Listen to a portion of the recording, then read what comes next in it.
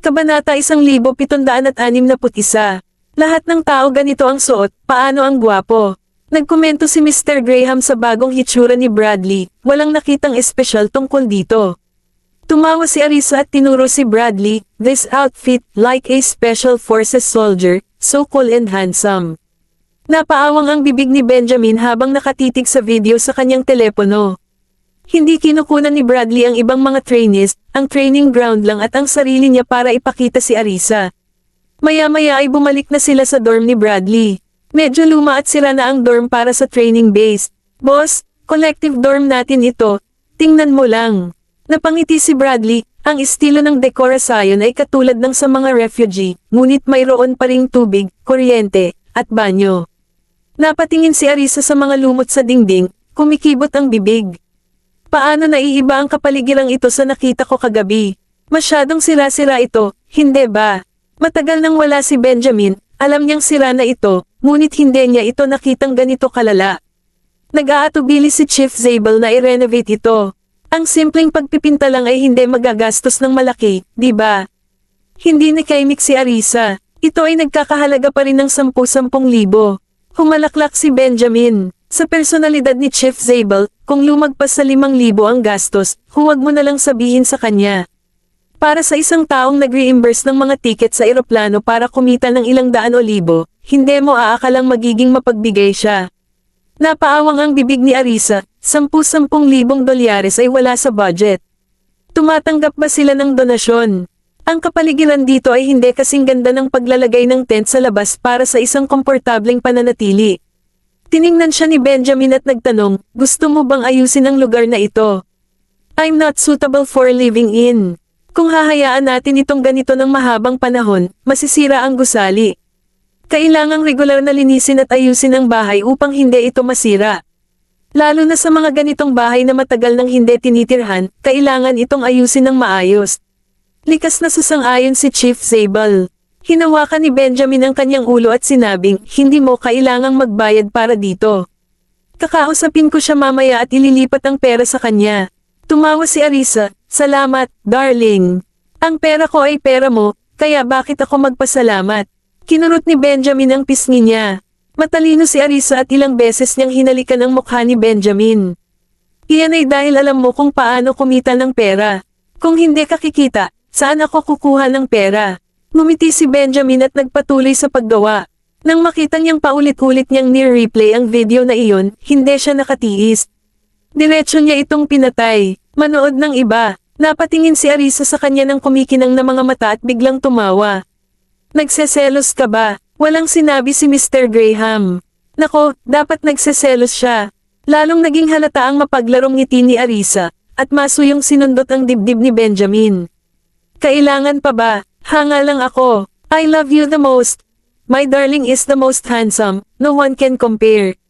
Ang aking darling ang pinakagwapo sa mundo. Halatang natuwa si Benjamin sa papuri. Sinulyapan siya nito at saka nagpatuloy sa pagtutok sa computer. Paano ka naging gwapo? Samandal si Arisa sa kanyang harapan, nakaharang sa paningin ni Mr. Graham. Ang bawat bahagi mo ay nakaukit sa puso ko. Hindi ko maiwasang mahalin ka. Naningkit ang mga mata ni Benjamin sa ngiti nang idiin niya ang ulo niya pababa gamit ang malaking kamay nito. Tigilan mo na ako. Tumawa si Arisa, humawak sa kanya at nilalanghap ang nakakaakit na pabango ni Benjamin. I'm not flattering you, my darling is just handsome. Minsan parang naka-jackpot ako, hihihi. Naglaro ang ngiti sa labi ni Benjamin habang hinahalikan ang tuktok ng ulo nito. Natutuwa pa rin si Benjamin na marinig ang mga bagay na ito. Sino ang hindi gustong makarinig ng mga papuri? Habang nagsasalita si Arisa, hindi niya maiwasang mawala sa sarili niyang salita. Matapos ang ilang sandali ng pagkawala sa kanyang pag-iisip, sumagot siya sa mensahe ni Bradley. Kinuha ni Benjamin ang kanyang telepono at iniabot sa kanya, ilipat ang 100,000 sa account ni Zabel. Hindi ko alam ang account ni Zabel. Napatingin si Arisa sa kanya. Hindi ba niya kaya ang sarili niya? Kabanata 1762. May record sa app, hanapin mo. Sabi ni Benjamin sa kanya, nagsimulang maging abala. Tumango si Arisa, kinuha ang kanyang telepono, at pumasok sa banking app. Matapos maghanap ng ilang sandali, sa wakas ay nakita niya ang pangalan ni Chief Zabel. Sapat na ba ang 100,000? Tanong ni Arisa kay Benjamin. Higit pa sa sapat, naisip ni Benjamin na kahit maglipat ng 100,000 ay sobra na. Hindi makapagbigay ng sobra-sobra, ang lalaking iyon ay labis na matutuwa sa kanyang sarili. Hindi alam ni Arisa kung gaano karaming pasta ang naipon sa dulong iyon, ngunit naniwala siya sa sinabi ni Benjamin. Naglipat siya ng 100,000. Inilipat. Paglabas pa lang niya sa app, pumasok ang tawag ni Chief Zabel. Tawag ni Chief Zabel. Inabot sa kanya ni Arisa ang telepono, at kinuha ito ni Benjamin, sinagot, at inilagay sa speaker. Benjamin, bakit bigla kang nag-transfer ng pera sa akin? Nag-iisip ka bang mag-invest? Pero di ba medyo maliit ang investment money na to? May bahid ng kawalang hiyaan ang nahihiyang pagtawa ni Chief Zabel. Natahimik si Arisa, nakita ang kanyang reklamo tungkol sa halaga na masyadong maliit. Ito ay para sa renovation at training base ng dormitoryo, huwag masyadong mag-isip, mahinahong sabi ni Benjamin. Ha, hindi naman kailangan ng renovation ng dormitoryo, hindi naman parating may nakatira doon, sayang lang ang pag-renovate. Sumenya si Benjamin kay Arisa ng kanyang mga mata, kita nyo, si Chief Zabel ay hindi na kayang gumastos ng pera. Anyway, this money is for your renovation, it's Honey's intention. Kung hindi ka magre-renovate, huwag kang pumunta sa bahay namin para kumain ng pasta next time. Mas naging matigas ang tono ni Benjamin. Arisa, ang ganda talaga ni Arisa. May pupuntahan ako para magpinta. Hindi naman masama, medyo sira lang, Zabel chuckled. Sa isip niya, nakalkula na ni Pasta kung paano magpinta para makuha ang pinakamaraming halaga para sa pera. Bahagyang umawang ang bibig ni Arisa habang kinakausap si Zabel. Zabel, kung walang sapat na pera, dapat mo pa ring isaalang-alang ang pag-renovate. Ang mga estudyante ay maaaring magpatuloy na manirahan dito sa hinaharap. Kung hindi mo pagbubutihin ang kapaligiran, ang gusali ay masisira sa paglipas ng panahon. Arisa, you're always so considerate. Sabi ko kay Darling dati, napakakuripot niya, kahit piso ay hindi niya ibibigay. Biglang napagtanto ni Zabel na ang pagkakaroon ng magandang relasyon kay Arisa sa hinaharap ay magpapadali sa pagkuha ng pera.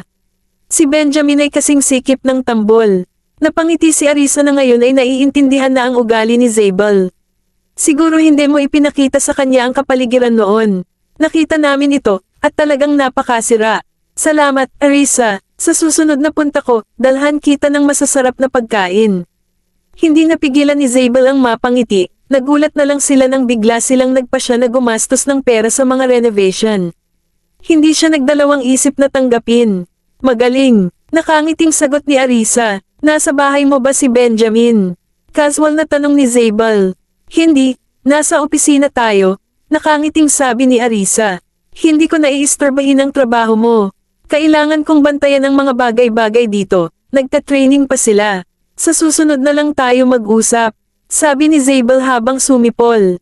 Kumuha ka, bilasan mo. Sigaw niya. Pagkatapos ay ibinabanan niya ang telepono.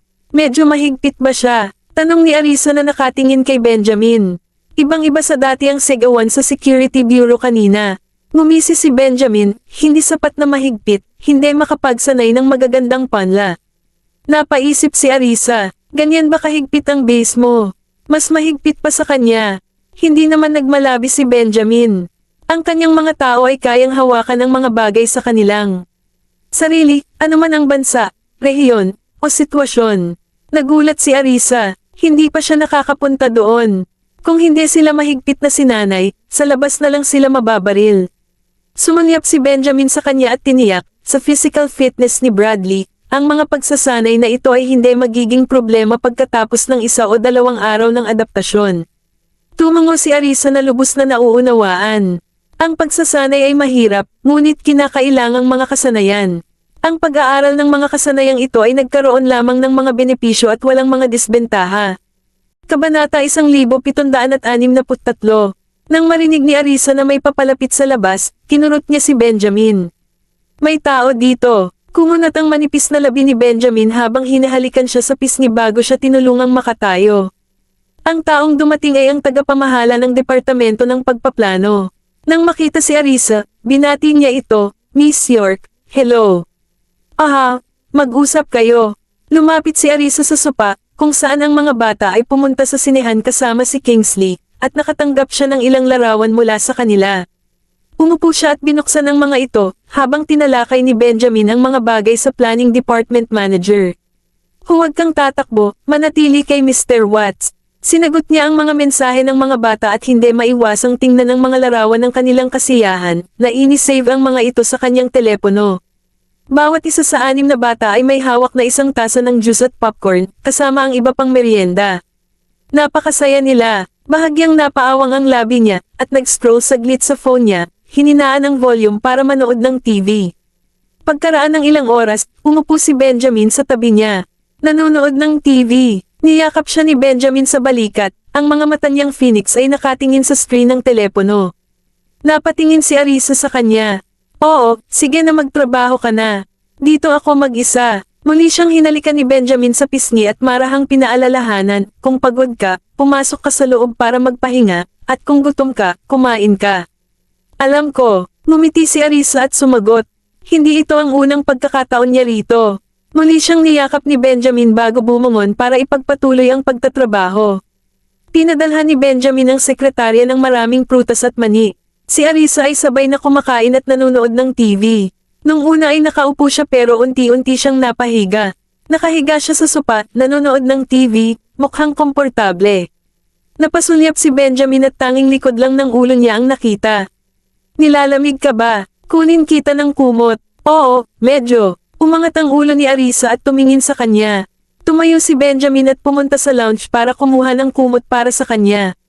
Lumapit siya at tinakpan siya nito. Magtakpan ka, huwag kang sipon. Manimham. May unan si Arisa na nakatikip sa tiyan. Hinaplos ni Benjamin ang ulo niya bago umalis. Umalis si Ethan sa kumpanya at dumiretso sa vicinity ng kumpanya ni Kevin Luet. Umupo siya sa kotse at nagmamasid saglit, ngunit hindi nakita si Kevin Luet. Akmang lalabas na siya ng sasakyan at mamili sa tindahan, nakita niya si Kevin Luet na pabalik mula sa labas, nakasuot ng napakasimple. Tumaas ang isang kilay ni Ethan, napansin ang pagiging low-key ni Kevin Luet. Tulad ng marami pang iba, paminsan-minsan ay inililipat ni Kevin Luet ang mga bagay ng mag-isa, nang walang anumang airs. Matagal na nakaupo si Ethan sa sasakyan. Saka lang siya nagmaneho. Umikot siya at may nakita siyang merienda na nagustuhan ni Arisa, kaya bumili muna siya ng portion bago bumalik sa kumpanya. Inihatid din niya ang nakalap niyang impormasyon sa opisina ni Benjamin. Mr. Graham, pinuntahan ko lang si Kevin Luet. Mukhang napakababa niya, tulad ng karamihan sa mga ordinaryong boss, ngunit hindi ko siya nakilala ng personal. Hindi sigurado si Ethan kung kilala siya ng kabilang partido, kaya hindi na siya pumasok sa tindahan para magpakilala. Ito ang background investigation na nakita namin sa kanya. Ang kanyang pamilya ay dating nakatira sa isang third-tier na lungsod, ngunit ang kanilang kumpanya ay nabangkarote. Nang maglaon ay lumipat sila sa Imperial Capital upang maghanap buhay. Nagtapos siya sa Delmore University na may major in Information Technology. Sa pakikinig sa report ni Ethan, tumaas ang isang kilay ni Benjamin. Information Technology, may katuturan yan. Hindi katakataka na. Pinahahalagahan siya ni Jeremiah. Tiningnan ni Benjamin ang mga litratong kuha ni Ethan. Siya ay tila medyo mababa, itinatago ang kanyang tunay na pagkatao. Ang kanyang hitsura ay ordinaryo, ang uri ng tao na madaling makakalimutan kapag naglalakad sa kalye. Ngunit ito ay mga obserbasyon lamang sa ibabaw. Malalaman lamang ng isang tao ang mga kakayahan ng isang tao pagkatapos makilala sila. Sige, ay pakipag-ugnayan sa kanya si Kingsley.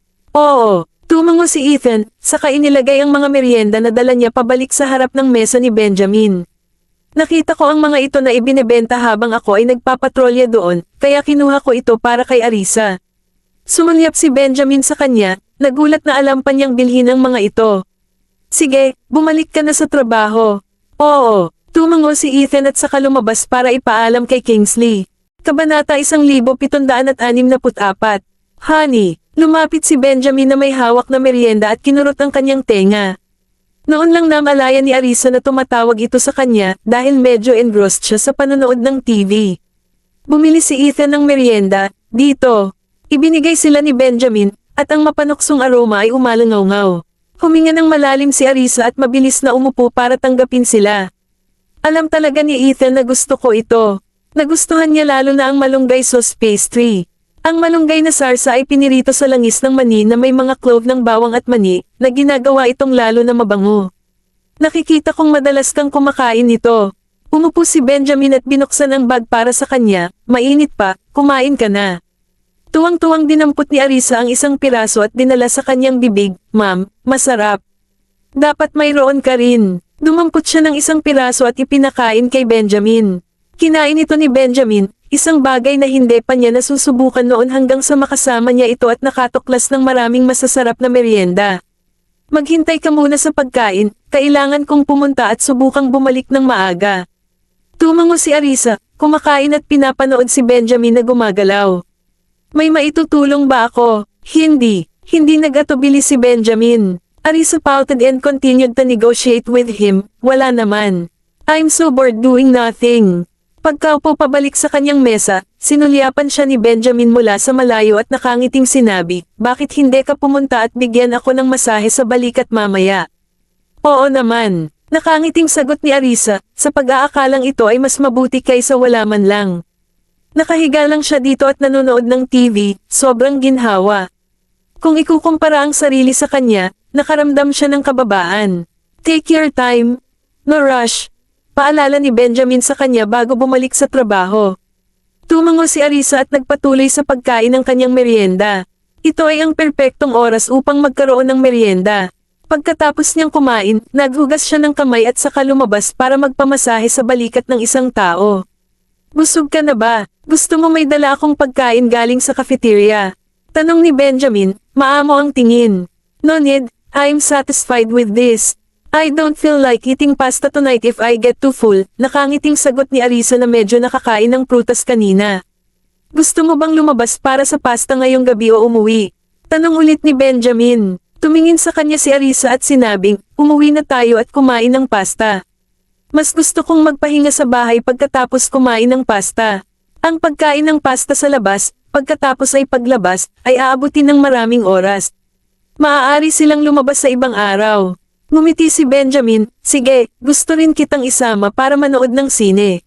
Matamis na ngumiti si Arisa at kinurot ang pisngi, are you busy today? How about we go another day? Movies are always showing, right? Susubukan kong isama ka para manood ng sine bukas, nakangiting sagot ni Benjamin.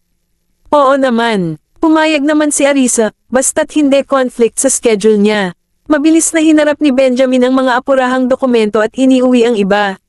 Bandang alas 5, umalis siya ng kumpanya kasama siya. So soon back. I thought we will wait until after 6, sabi ni Arisa. Humawak sa braso niya habang sabay silang lumabas ng kumpanya. Pupuntahan muna natin si Darius, pagkatapos ay bumalik, sabi ni Benjamin, lumingon sa kanya. Sumagot si Arisa sa mga bati habang nasa daan at sinulyapan siya. Okay, hindi ka pa nakapunta sa ospital ngayon ah. Umalis siya ng madaling araw at dumiretso sa ospital. Oo, pinona siya ni Benjamin sa sasakyan. Pinrotektahan niya ang kanyang ulo gamit ang isang kamay, hinintay siyang maupo, at pagkatapos ay pumasok siya sa loob. Inutusan niya ang driver na pumunta sa ospital. Sa loob ng sasakyan ay hindi rin nakaimik si Benjamin, patuloy pa rin siya sa paggawa ng ilang mga dokumento sa kanyang laptop.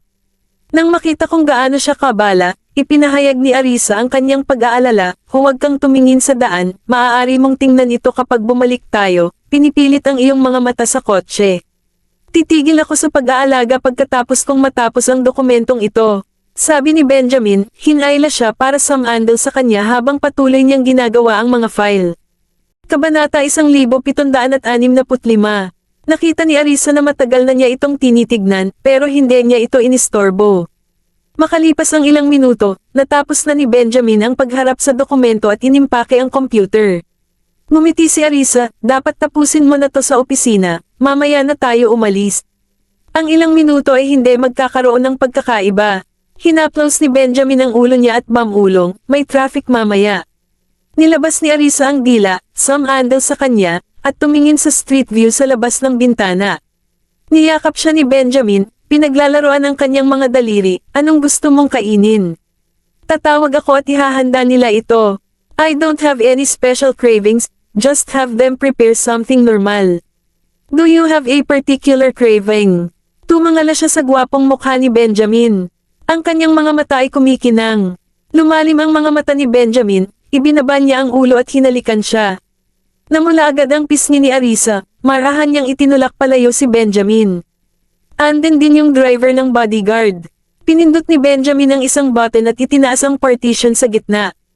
Pinagpatuloy niya ang paghalik sa kanya. Sa opisina, gusto niyang halikan siya ng husto, ngunit kailangan niyang mag-focus sa trabaho. Ngayon na mayroon siyang ilang libreng oras na upang magpakasawa. Humihingal si Arisa, umiinit ang tenga.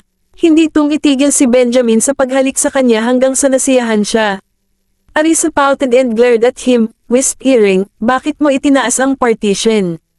Ibaba mo yan." Ang pagtaas ng partisyon ng ganoon, hindi ba ito ay ginagawang mas nagpapahiwatig? Hindi ka nahihiya. Pag itinaas ko, walang makakakita sa'yo.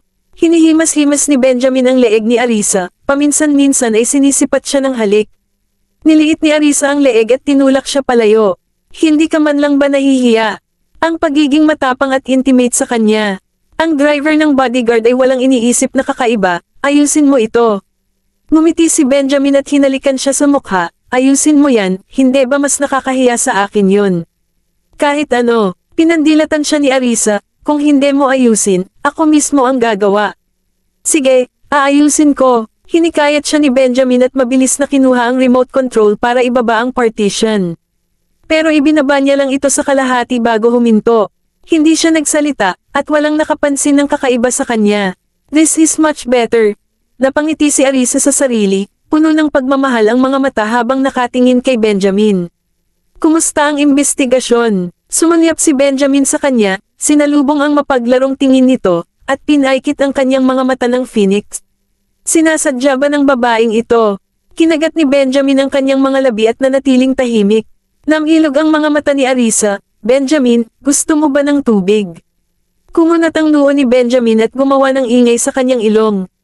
Napangiti si Arisa, kanina lang, hindi ka man lang ba nahihiya? Ngayon nahihiya ka na naman. At itinaas mo ang partisyon, nagsisilbi sa iyo ng tama. Kinuha niya ang bote ng tubig at binuhusan siya ng isang baso ng mainit na tubig. Eto, mag-ingat ka, ang init. Medyo mainit pa ang tubig.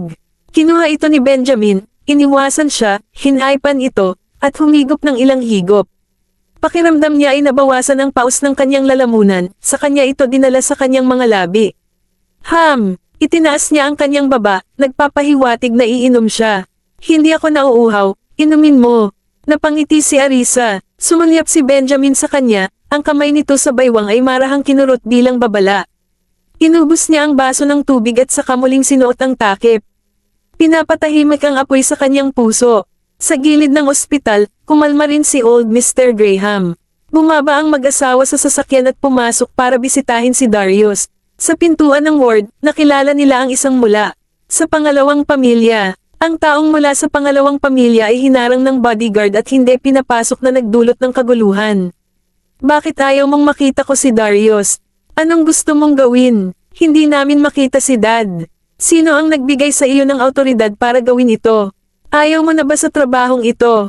Umalis ka sa harap ko. Kung hindi ka gumalaw, ipapagalaw kita. Dumilim ang gwapong mukha ni Benjamin, malamig at matalim ang mga mata habang nakatitig sa mga tao sa pintuan. Gusto mo bang makita akong gumagalaw? Kabanata 1766. Parehong nabigla sina Crystal at Zilo. Nakita ng mag-ina sina Benjamin at Arisa na parang pas ang nakakakita ng daga, at agad na hamina ang kanilang momentum. Hinayla ni Crystal ang anak, ngumiti, at binati sina Benjamin at Arisa. Benjamin, Arisa, andito ka pala. Dumating lang kami para bisitahin si Darius, walang ibang intensyon, pero hindi nila kami pinapasok. Napatingin si Arisa sa kanila, medyo mabilis ang pagbabago ng ugali nila. Tiningnan sila ni Benjamin ng mapanukso, nang hindi iniiwas ang kanyang mga mata. Bakit hindi ka nila papasukin? Wala ka bang ideya sa puso mo? Bahagyang nagbago ang mukha ni Crystal na pilit pa ring pinipigilan ang ngiti dahil wala siyang ibang magawa kundi humingi ng tulong. Benjamin, we really care about Dad. He's in the hospital now. Walang pamilya sa tabi, and we're worried. Outsiders are always outsiders, right? Buti na lang pumunta tayo at makipag-chat sa kanya. Walang hiya si Crystal na para bang pinagmamasdan niya si Darius. Siya rin ay gumawa ng isang takip na pagpuna kay Benjamin at sa kanyang asawa. Matalim ang mga mata ni Benjamin, huwag kang mag-alala, dumating ka para manggulo kahapon, maliga ka. Gustong magalit ni Crystal ngunit hindi siya naglakas loob. Benjamin. Ma, anong masasabi sa kanya? Benjamin, pamilya rin namin si Darius, hindi lang sa iyo. Pumunta kami para makita ang matandang mister, at hindi mo kami papayagan. Sino ka ba? Namutla sa galit ang mukha ni Zilo, hindi makayanan ang kawalan ng hustisya. Tinuro niya si Benjamin at nagmura. Nandito ka ba para makita si Darius sa ganitong estado? Pinandilatan sila ni Arisa, hindi gustong marinig ng iba ang pagmumura sa kanyang darling. Dumating ka kahapon, kinausap si Darius, alam mo kung ano ang sinabi mo, umalis ka, at matagal nang nabalisa si Darius. Ngayon ay bumalik ka na. Kung talagang nagmamalasakit ka kay Darius, hindi mo na kailangang hintayin na nasa ospital siya para ipakita ang iyong pag-aalala. Hindi ka rin namin pipigilan. I don't see it. Benjamin's wife, you're quite something. Parang may pakialam ka talaga kay Darius, pero wala ka naman dito sa tabi niya, di ba? Malamig na sagot ni Crystal, ang mga katulong ang kasama ni Darius, hindi silang dalawa. Galit na galit si Arisa. Pinisil ni Benjamin ang kamay niya at binigyan siya ng panatag na tingin. Malamig niyang tiningnan si Crystal, na ikinabahala nito. Kung ang asawa ni Darius ay masyadong nagmamalasakit kay Darius, hindi ka namin pipigilan. Simula ngayon, ikaw na ang mag-aalaga kay Darius araw-araw na nasa ospital siya. Dapat personal mo siyang alagaan at laging nasa tabi niya. Bibigyan kita ng pagkakataong ipakita ang iyong pagiging anak. Biglang tinawag na asawa ni Darius ni Benjamin, hindi makikita sa mukha ni Crystal ang kagalakan, ngunit ang isang pakiramdam ng takot ay lumitaw mula sa loob. Matapos marinig ang mga salita ni Benjamin, nakaramdam siya ng pagkabalisa.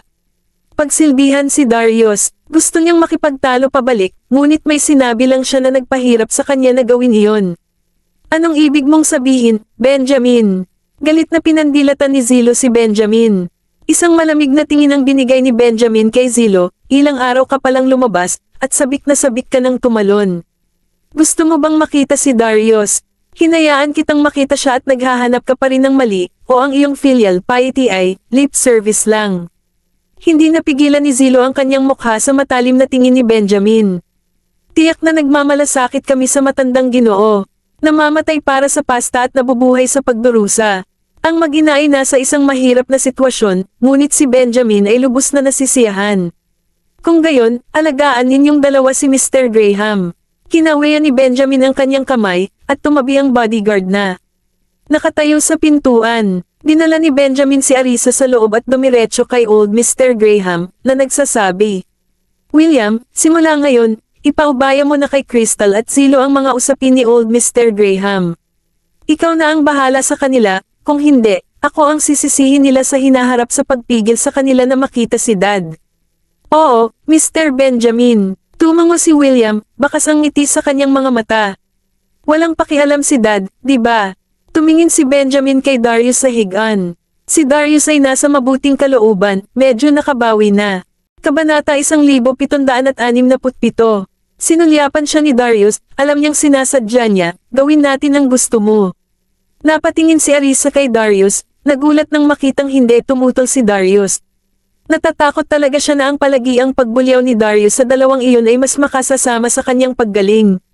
Sa hindi inaasahang pagkakataon, pumayag si Darius. Sandaling tumayo sina Crystal at Zilo sa pintuan bago pumasok sa ward. Papa, pumunta kami para makita ka. Lumapit si Crystal kay Darius na may ngiti sa labi, Dad, how are you today? Matandang Ginoo, magalang na lumapit si Zilo, Old Mister, are you feeling better today? Napasulyap si Darius sa mag-ina, tahimik na iniisip sa sarili na hindi nila makita ang tunay na nararamdaman.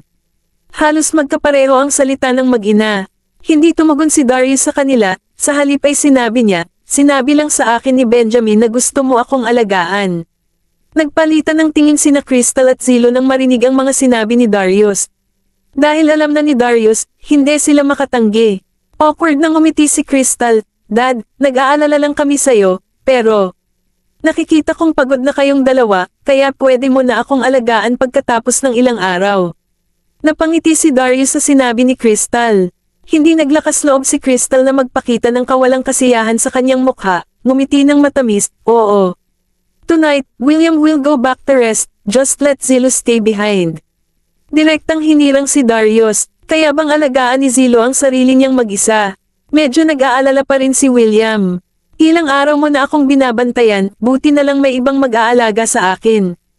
Kung hindi niya kayang alagaan ang sarili niya sa ganitong edad, paano pa siya magkakaroon ng asawa? Tumingin si Darius kay Zilo at nagsalita ng panatag. Mr. William, ako na ang bahala kay old Mr. Graham. Pwede ka nang bumalik. Pumayag din si Zilo, gustong magpakita ng effort. Nang makitang walang pagtutol silang lahat, tumango si William, babalik ako pagkatapos mong kumain ng hapunan. Tumango si Darius at saka bumaling kay Benjamin at Arisa. Bumalik na rin kayong dalawa. Maraming trabaho sa kumpanya, kaya bumalik kayo ng maaga at magpahinga. Tumango si Benjamin. Ayaw pang umalis ni Arisa, gusto pang makasama si Darius. Tumingin si Darius sa kanya at ngumiti, bumalik ka kasama si Benjamin. Huwag mo nang ubusin ang iyong sarili sa iyong malaking tiyan. Naiintindihan mo, tatay. Ngumiti si Arisa at sumagot, babalik kami kaagad. Nakita ni Crystal si Darius na napakabait at nagmamalasakit kay Arisa, nakaramdam ng inggit sa kaibuturan. Noong buntis siya sa apo ng pamilya Graham, bakit hindi siya inalagaan ni Darius ng ganito? Nasaan si Zachary at ang iba pa? Tanong ni Darius kay Arisa. Sa tanghali, silang 7 ay dumating upang samahan siya. Ngayon lamang siya at si Benjamin ang dumating, kaya't ang iba pang 6 ay bumalik kasama si Benjamin. Lumabas sila para manood ng sine kasama si Mr. Watts. Napangiti si Arisa. Nasa sinehan pa rin sila, nanonood ng pangalawang screening. Tumawa si Darius at tumango, hayaan mo silang magsaya. Okay, tumango si Arisa. Sina Benjamin at Arisa ay nanatili kay Darius hanggang sa may hatid ang pasta sa bahay. Gustong pakainin ni William si Darius, pero pinigilan siya ni Darius at ngumiti kay Zilo. Zilo, pumunta ka dito. Kinailangan ni Zilo na humakbang pasulong, kunin ang mangkok, at pakainin si Darius. Matanda, dahan-dahan lang. Kahit awkward ang mga galaw, kinaya niya. Nakagat si Darius at aksidenteng natapon ang nilagang kamay ni Zilo. Nagtiis si Zilo nang hindi nagpapakita ng anumang pagkasuklam, patuloy na pinapakain si Darius na parang walang nangyari. Maaari ka nang bumalik, hindi na kailangang manatili ang lahat dito. Malapit na mag-dinner, balik ka na at kumain ka. Na, tumangala si Darius kina Benjamin at Arisa, hindi pinansin si Crystal. Gusto niyang manatili rito para alagaan ang kanyang anak. Kabanata 1768. Well, take your time eating. We're heading back. Bati ni Benjamin kay Darius, tinawag din si William. William, babalik na tayo, sabi ni Benjamin. Oo, Benjamin. Sinulyapan ni William si Darius bago sumunod kay Benjamin at sa iba pa palabas. Tay, tandaan mong inumin ang iyong gamot pagkatapos mong matapos ang pasta. Paalala ni Arisa kay Darius, sinadyang sabihin ito ng malakas para marinig ni Crystal. Alam ko, hindi ko makakalimutan, nakangiting sagot ni Darius. Hinawakan ni Benjamin ang kamay ni Arisa habang naglalakad sila palabas, hindi pinansin si Crystal na parang invisible. Nagdilim ang mukha ni Crystal nang masalubong niya ang tingin ni Darius, mabilis nang umiti. Dapat bumalik ka rin. Kung nag-aalala ka, bumalik ka bukas para lumipat sa akin, mungkahi ni Zilo. Okay, tumango si Crystal. Pinaalalahanan ng anak, alagaan mong mabuti ang matandang Ginoo. Huwag kang matulog ngayong gabi. Babalik ako bukas para pumalit.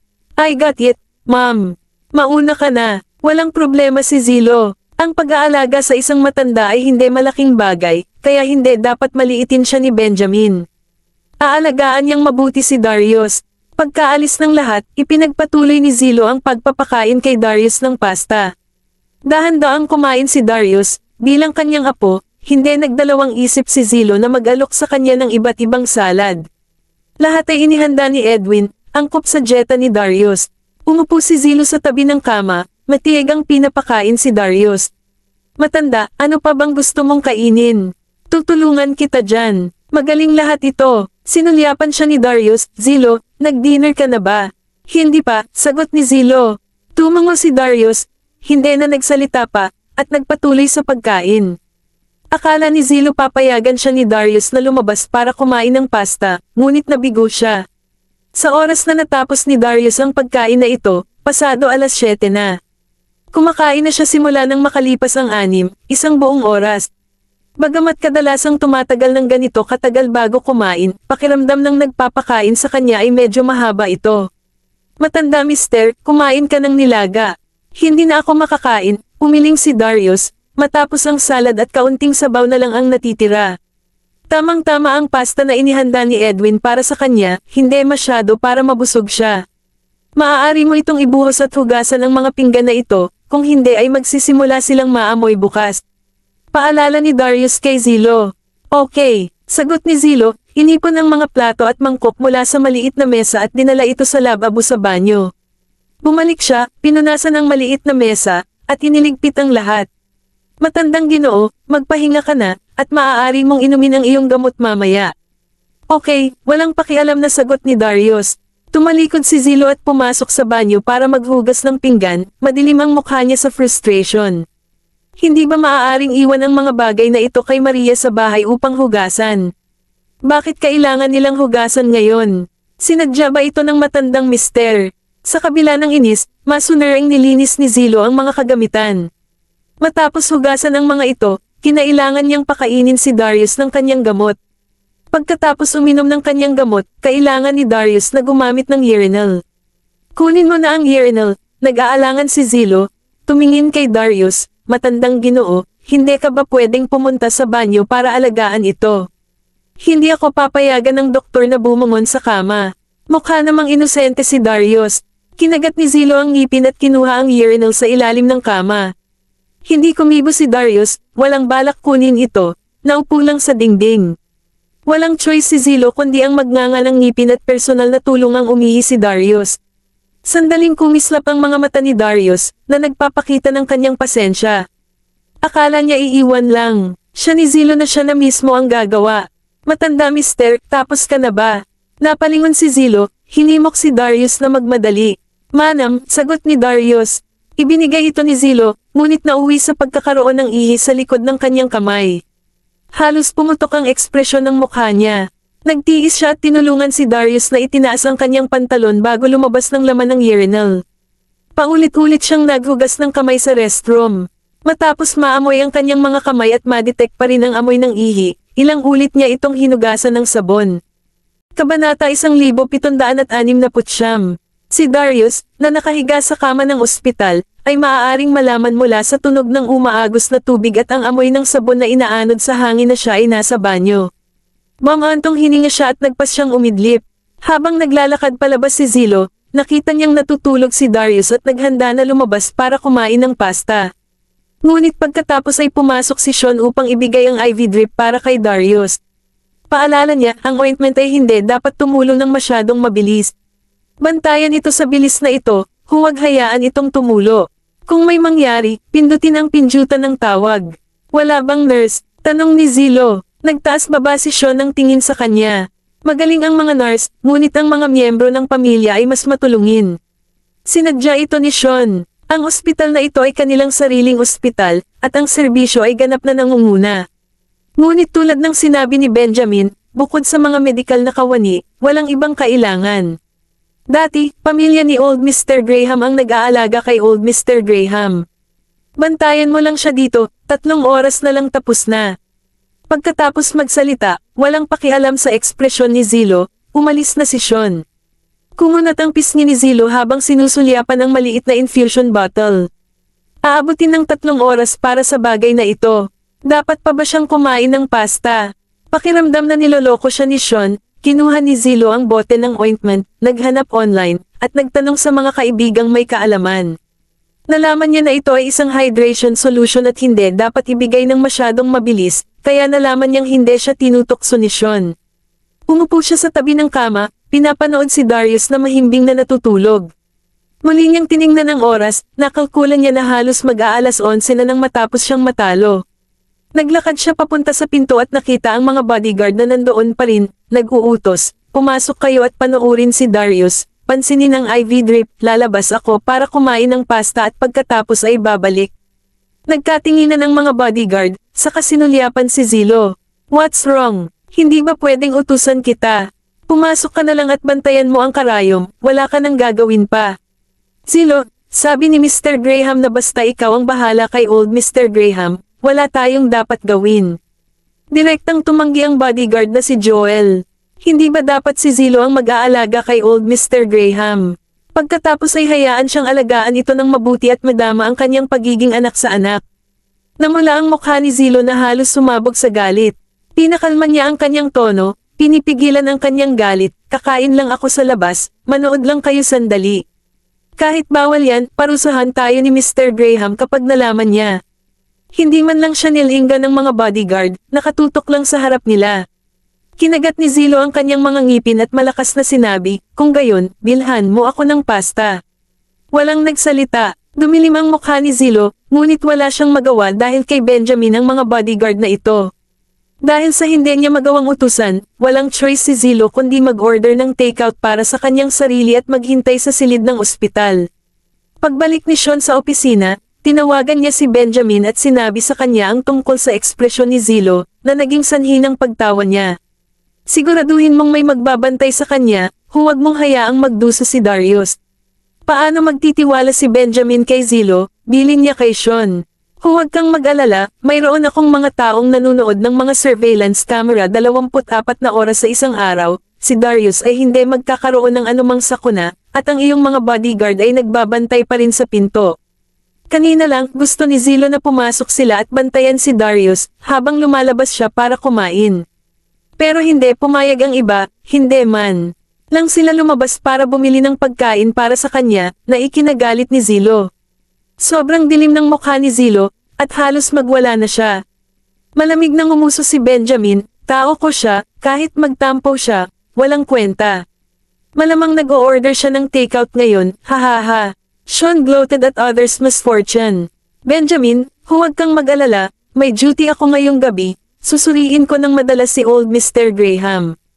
Okay, sagot ni Benjamin. Sa totoo lang, katabi lang ng bahay niya ang hospital na pinagtatrabahuan niya kaya hindi siya nag-alala. Nang makita siyang ibinaba ang telepono, nagtanong si Arisa, matyaga bang binabantayan ni Zilo si tatay? Kabanata 1770. Tumango si Benjamin. Oo, sabi ni Sean na galit siya at hindi umalis. Medyo matyaga siya, gayunpaman, sandali na lang. Kung makakapagtagal pa ba siya hanggang bukas, sa makalawa, o sa makalawa ay hindi alam. Napangiti si Arisa, I wonder if Dad is used to it.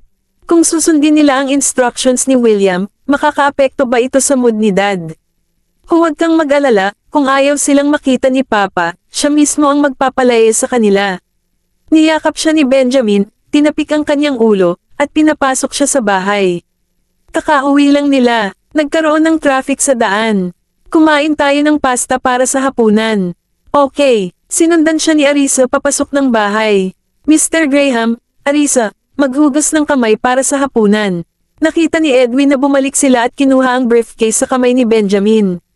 Okay, tumango si Benjamin at kinuha si Arisa para maghugas ng kamay para sa hapunan. Laming-galinga si Arisa at hindi nakita si Mary. Mr. Whitley, nasaan si Grand Aunt? Nagdilig siya ng mga halaman pagkatapos ng hapunan, sigaw ni Edwin. Naghapunan na ba siya? Sinundan ni Arisa si Benjamin para maghugas ng kamay. May kaunting pasta kami sa hapon, kaya hindi pa kami nagugutom.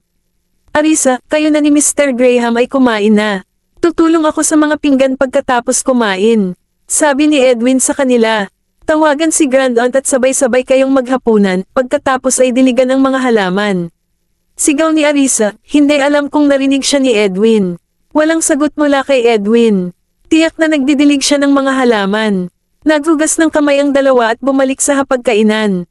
Kain muna tayo. Inihain siya ni Benjamin ng isang mangkok ng nilagang at inilagay ito sa kanyang harapan. Originally, nakauwi na sana siya ng alas 6, ngunit nagkaroon ng aksidente sa daan na naging dahilan ng pagkaantala ng halos kalahating oras. Ngayon ay pasado alas 7 na, at natural na nagugutom si Arisa. Buti na lang at medyo nakakain siya sa opisina noong hapon. Well, dapat kumain ka rin ng nilagang. Napatingin siya kay Benjamin. Noong una ay ayaw uminom ni Benjamin, ngunit matapos marinig ang kanyang mga salita, bumuhos pa rin siya ng kaunti. Napakabisi mo sa trabaho, dapat pansinin mo rin ang iyong dieta, uminom ng higit pa, huwag mapili. Kinuha ni Arisa ang mahabang hawak na spoon at sumandok ng isa pang kutsara sa kanyang bowl. Okay, kukuha lang ako ng bowl, you guys can have the rest. Kinuha ni Benjamin ang mangkok at humigop ng ilang higop. Napangiti si Arisa. Kinuha niya ang phone niya para tingnan kung may nag-message sa kanya. Huwag tumingin sa iyong telepono habang kumakain, tumuon sa pagkain. Kinuha ni Benjamin ang kanyang telepono, inilagay ito sa kanyang bulsa, at kinumpiska ito. Hindi napigilan ni Arisa na tumawa at umiyak, gusto ko lang makita kung may mga mensahe. Tingnan mo pagkatapos mong kumain. Hindi man lang tumangala si Benjamin, inubos ang nilaga, at saka kinain ang pasta. Hindi sumama sina Edwin at Mary kaya tumingin si Arisa sa labas habang kumakain. Bakit hindi pa sila dumarating para kumain? Hindi pa siguro sila tapos magdilig ng halaman, kain muna tayo, mamaya na sila makakain. Ayaw ni Benjamin na maghintay siya ng walang laman ang tiyan. Dinampot niya ang chopsticks at kumuha ng salad para sa kanya. Kumain ka habang mainit. Ngumiti si Arisa, got it. Dapat kumain ka rin. Medyo kumain sa office mo, kaya hindi ako masyadong nagugutom. Wala pa siyang kinakain kaya siguradong nagugutom na siya. Hindi masyadong gutom. Saka kaninong tiyan ang kumakulam sa sasakyan kanina. Tumingin si Benjamin sa kanya ng nanunukso. Napahiya si Arisa, hindi niya inaasahan na maririnig din niya ito. Intestinal peristalsis ba iyon, hindi ba? Hindi ako nakakaramdam ng gutom. Hehe, nagpahayag ng, hindi paniniwala si Benjamin. Nahihiya siyang pinandilatan ni Arisa, anong tinatawa-tawa mo? Hindi ko nga alam kung gutom ako o hindi. Ngumiti si Benjamin at yumuko para halikan ang pisngi niya. Oo, hindi ka nagugutom. Ako ang nagugutom. Ang malalim na boses ni Benjamin, na may init, ay dumampi sa kanyang pisngi, na nagparamdam sa kanya ng pangangilig. Napaka-seductive nito. Nang makitang paparating sina Edwin at Mary, mabilis na iniyuko ni Arisa ang kanyang ulo para kumain. Tinitigan ni Benjamin ang namumula niyang mukha ng masinsinan, tumawa ng mahina, at saka umupo ng tuwid.